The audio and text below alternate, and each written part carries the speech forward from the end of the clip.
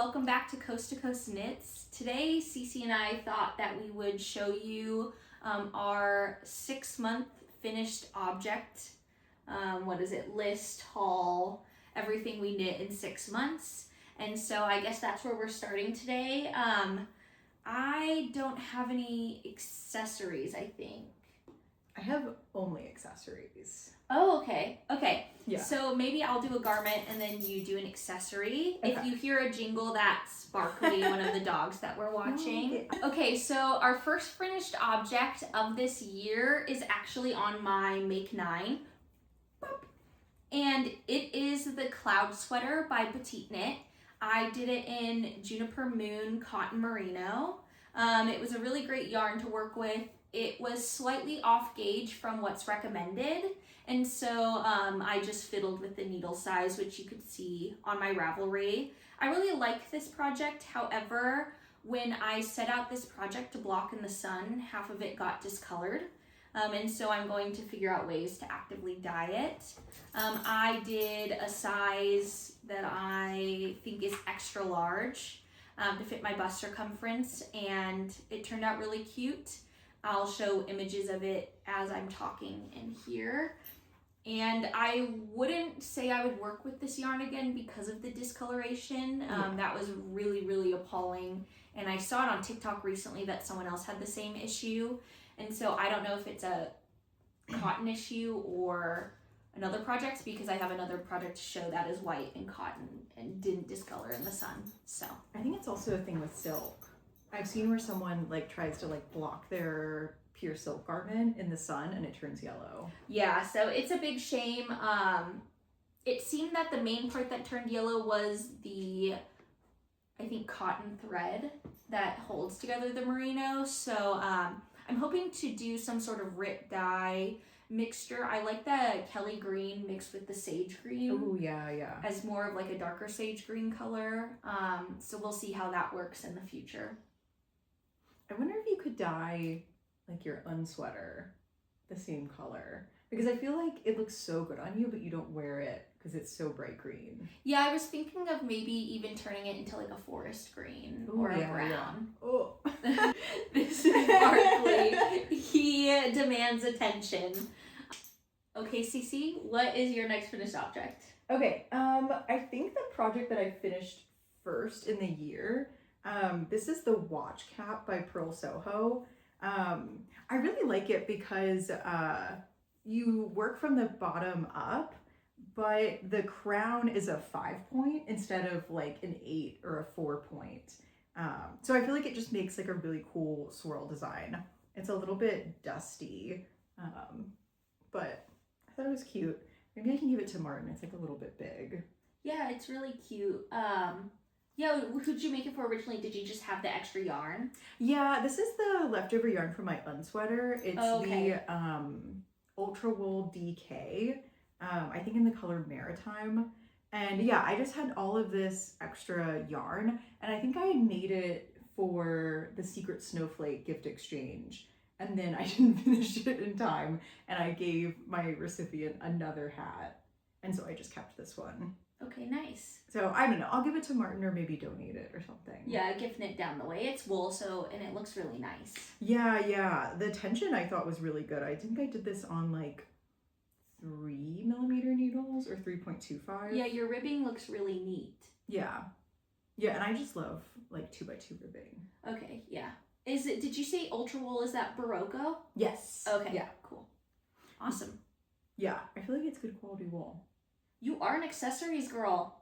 I know. Who would have thought, honestly?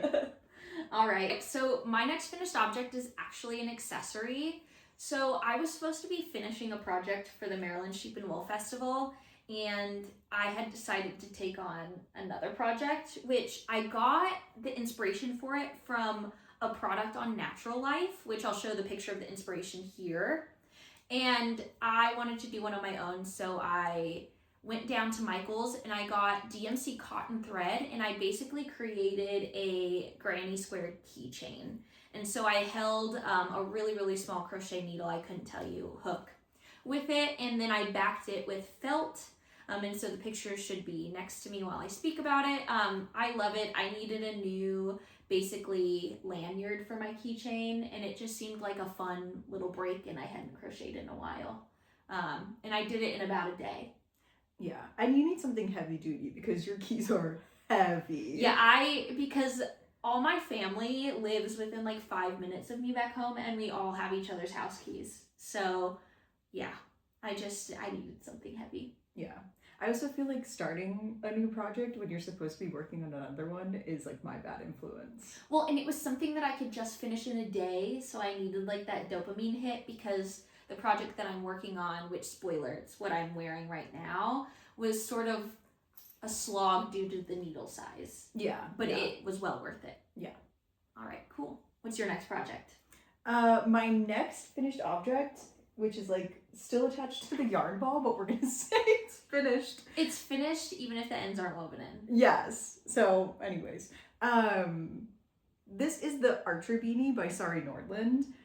This is also another 5-point swirl beanie, so I guess I was just really into that at the time. I also had planned on making this for Martin. He doesn't like a lot of room at the top of his beanies, so it's like rounder than I would like. But yeah, I feel like I made this when everyone was making melt the ice hats. Oh, and yeah. I didn't make one, but in my mind, I was like, this is my Melt the ice hat. Yeah, because it's, and then what yarns did you hold? Oh yeah, so I had Malabrigo Rios in the color Jupiter, I think. Okay, yeah, that would make sense. And then I held it with Cascade Alpaca Lace. I can't remember what color it was, but it's just like a kind of a cooler red, I guess. Maybe a burgundy. Yeah, and I just wanted to even out the like colors of the Malabrigo because like it almost was like looking striped, which is really not what I wanted. Yeah. Well, the color pooling with Malabrigo's yarn is a fact that they don't dye the yarn twist fully. Yeah. So like if you pull it apart, there's still specks of white, and it's also a marled or like hand-dyed-ish yarn. Yeah, I feel like there's definitely some spots where it's like, oh, the dye did not fully take. But yeah, I thought it was cute. I think this is actually too small for Martin, so maybe it's mine. Yeah, because it fits you. Yeah. Okay, awesome. All right, so I'm trying to think of my finished objects, and I think my next finished object is this shirt right here. So this is the Sunshine Tee from Andrea Gahn, and I knit it in Drops Bell in the color Pearl, I believe. And I was playing Yarn Chicken with this, so it's a bit cropped, and the bottom hem is actually shorter than what it should be. But this pattern, she took so much time in shaping it. The size range is super inclusive, and it includes the option for bust darts, which are really nice. Because I know some people, it's like they want to knit a smaller size, but their boobs go out more. Yeah. And so it's just really hard to get something fitted. And so I really liked the option for that. I ended up not needing it. And I did size D. Drop Spell is definitely more DK weight, and this pattern requires fingering. Oh, I didn't know that. Yeah, so I actually was gonna go down a size, but I ended up doing this anyway. And I think because I knit it on a small, like 0.5 millimeter smaller needle, it ended up working out just fine. And so I'll show a video or pictures here while I'm talking about it, of it up close. But this project, it fits so well. I love the set-in sleeves. Of course, this yarn is so unforgiving of tension. I row out a lot, but with blocking, it's definitely gotten a bit better. Yeah. Yeah, I'm just really happy with this. I would love to do multiple in different colors, even a wool one, just because it's so easy to throw on. I think in the future I'll do more decreases for the waistband. I was scared to do the amount that she said, and so I did less, which worked for me in the arms, but because I was playing Yarn Chicken, it's just not what I wanted it to be in the bottom hem, but I am not interested in picking it back. And so yeah, this is probably one of my favorite knits to date that I've done in terms of fit. I really thought this was a DK pattern. No. And I thought it was supposed to be just really dense, because I feel like this is like a thick, dense t-shirt. And I think the fact is too is this cotton is pretty dense. It's like a natural cotton, which I think is fine. I wore it back home when I was in California, and I was staying cool. Even in here in the humidity, I'm fine. It is a thicker fabric, but I think it kind of works with the t-shirt. Yeah. Like, I think if there's another pattern where it's like they want fingering wool or fingering linen or something, it wouldn't work, but for this pattern in particular. So I highly recommend it. Do you want to talk a little bit about the differences between Drops Belle and Santa's Garden Lena? Oh yeah, so technically Drops Belle and Santa's Garden Lena are the same percentage of materials. However, Lena is softer and like more pliable. Yeah. Like I think they're both splitty in the same way. Yeah. But to me, the Drops Belle is a lot more hardy. Like it feels a lot rougher to the touch. Versus like this is a larger gauge, but this is with Lena, and this yarn just feels softer. And so the Drops Belle is definitely an affordable option and alternative. It's just you will be getting a different fabric. Yeah. And I don't know if like the cotton is mercerized versus unmercerized, or if it's like things like that have to do with the difference, but they're technically the same in terms of like percentages or around there. It's a common dupe. So it's definitely an affordable option for something that's okay to have more structure. Yeah, I feel like this feels more cotton forward, and the Lena maybe feels more like viscose forward. Almost. Yeah, it's almost bamboo-like. Yeah. In terms of like texture, which I think both are great yarns. I was so hesitant to use Drops because I was worried it was a get what you pay for. Yeah. But I think for something with cotton and linen in the color range, like I'm pretty happy with it. Yeah, definitely. Cool. Okay, my next project is my brise shawl. And I just like loved making this pattern. You're such a brioche girl. It was so fun. I love brioche. I think like lace and brioche are my like advanced techniques. I haven't tried cabling yet, but I feel like, I don't know, I just really like the like flow state that you can get into with brioche. So this is a really gorgeous like brioche pattern. It's supposed to be a shawl that's more wide, I guess, but I prefer longer, skinnier shawls. The pattern is also written for fingering weight, but I bought this yarn when I was in San Diego last year when I was there for a conference, and I really just wanted like a super cute, like beachy throw on something, and I feel like this is perfect. Is it worsted?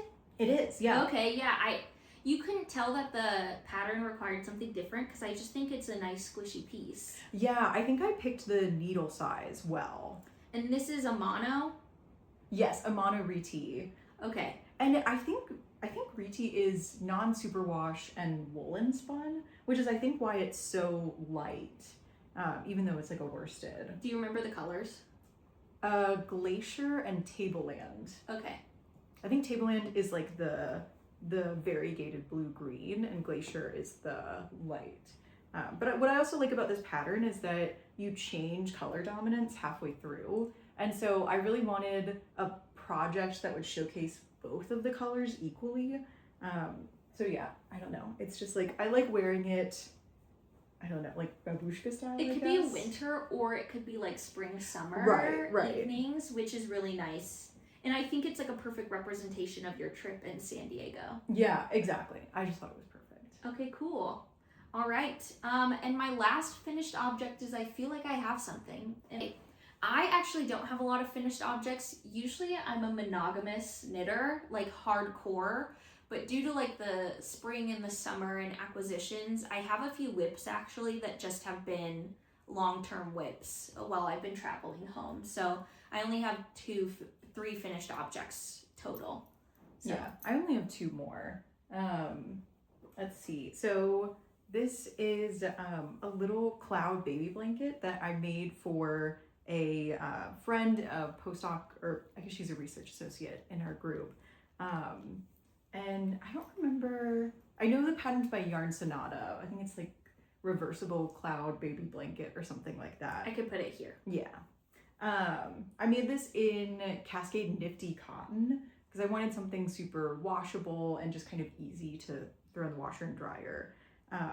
You changed the pattern too. I did. I changed the stitch pattern. I don't know if if I just couldn't read or what, but I like, so of course, you know, they tell you to cast on a certain number of stitches and then you do the border, and then to my mind, you would have the stitch pattern repeat and you would end on a pattern repeat. But whatever was happening in my brain, I could not make that work. And I didn't want to have to remember like where the line was that I was supposed to be working from, because you work it back and forth.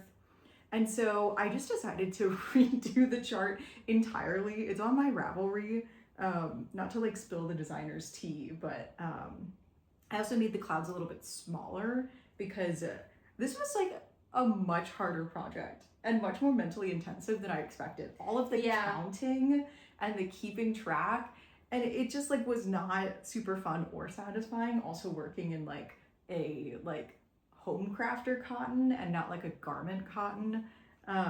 So I actually would not make this again, just because it was such a slog mentally. Well, and you were on a deadline. And I was on a deadline, yes, which I have missed. I also like the reversible side even more, I think. You where like the like stockinette is the sky and then the uplifted is the clouds. I think it's nice that it's reversible. It's a perfect texture for a baby. Yeah. Even like as like a burp blanket, but yeah, and I didn't want like to do, there are some patterns that are like lacy designs, but I don't want little fingers to get tangled. And yeah, they love like cutting off circulation in their little toes. Yeah. Awesome. All right, what do you have next? Okay, my final whip for the past 6 months are this pair of vanilla socks. This yarn is so special to me because I got it when I was visiting Denise. And you may have watched her Central Coast Yarn Tour. Yes. So I bought this yarn in Cambria from Yarn and Ball and Skein. Ball and Skein and more. Ball and Skein and more. Mm-hmm. Okay. And this is the yarns from Smirligans. It's like I always forget the name. It's like a ruby-throated warbler, I think. Yeah, this is from her bird-themed collection. Yeah. It's superwash and then 20% nylon. Yeah. Yeah, I'll have actually one to show in our next video, which is acquisitions. Mm-hmm. But yeah, so it was just like super fun to do.